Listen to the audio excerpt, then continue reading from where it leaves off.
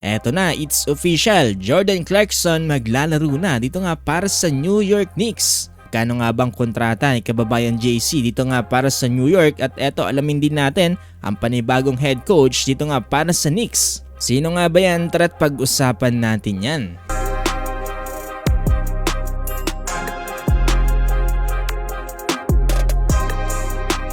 Ito, mainit-init pa mga boss, no? Kakalabas nga lang ng New York Knicks ng statement tungkol nga dito sa pag-buyout nila kay Jordan Clarkson. Sabi dito sa kanilang statement na itong si Jordan Clarkson nga daw ay officially signed na ngayong July 7, 2025.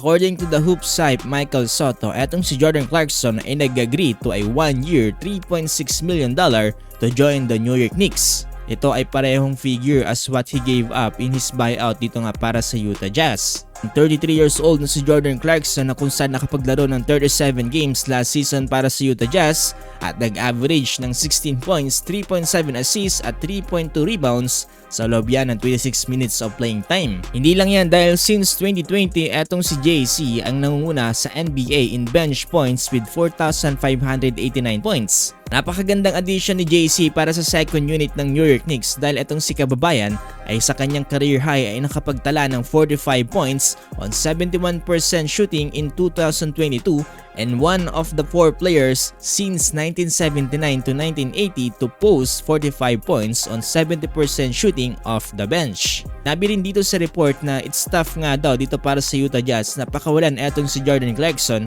lalong-lalo na isa to sa mga pinakamalalapit nga sa mga fans. Isang magandang step up na nga daw to para sa Utah Jazz to rebuild and turn the page to a brand new era. Hindi lang si Jordan Clarkson ang malaking anunsyo para sa New York Knicks dahil eto, muwa na rin sila ng panibagong head coach, at ito ngayon walang iba kundi ang former head coach ng Sacramento Kings na si Mike Brown. Ayon sa report, etong New York Knicks have agreed to the terms with Mike Brown to become their new head coach, signing him to a 4-year $40 million contract after parting ways with Tom Thibodeau. Ito ngayon matapos nga malaglag sa playoffs ito nga ng New York Knicks, kaya naman kaagad nilang pinalitan etong si Tom Thibodeau at kinuha nga etong si Coach Mike Brown. Hindi na rin bago sa ating pandinig dahil siya lang naman ang former head coach ng Sacramento Kings. Actually, nakakalungkot din na balita na binitawan to ng Sacramento Kings at nakakapanghinayang dahil napakagaling din na head coach dito nga ni Mike Brown. So napakagandang addition ni Jordan Clarkson para sa New York Knicks, lalong-lalo na para sa kanilang second unit.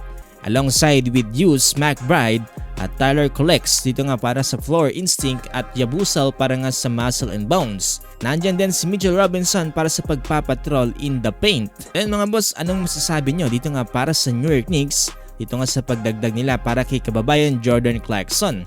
Sulit na nga bang team to para kay kababayan Jordan Clarkson, at tama lang nga bang kunin nila bilang bagong head coach etong si Mike Brown sa kabila ng pagbitaw nila sa kanilang former head coach na si Tom Thibodeau? Kasi pa na may basketball updates kagaya nito ay huwag niyong kakalimutang i-follow itong ating page.